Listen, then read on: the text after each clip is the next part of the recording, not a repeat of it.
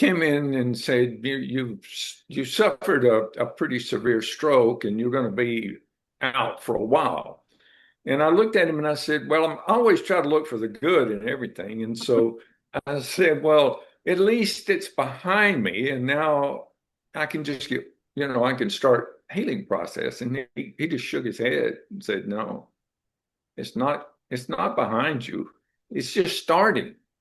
He said, the chances of you having another stroke within the next 3 months are almost 100%. Whoa. And then over the next 5 or 6 years, you know, it just your future health doesn't look very good. So he prescribed some medicine like they prescribed to all of them, and eventually sent me home, and I was an invalid, you know, and I took the medicine. I did what they said. In 3 months, I had another stroke. Whoa. Oh my gosh, I thought, I'm doing what they said. Well, in 6 months, I had a major stroke. It was worse than the first one. And I lost my eyesight.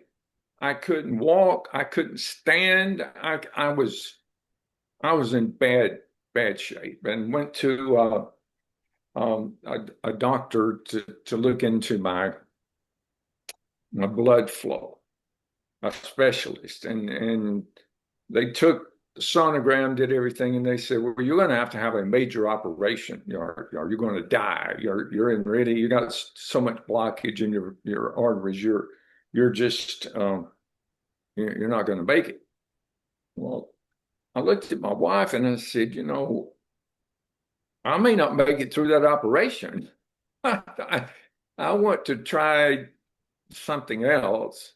So, to make a long story short, I devoted my life just like I would my business. When I had a problem in business, I didn't think of it as a problem. I thought of it as a project. So, my new project was I want to get well. I want to be able to see. I want to be able to use my hands, and I want to be able to get around and look normal and feel normal and have a clear mind and feel young again.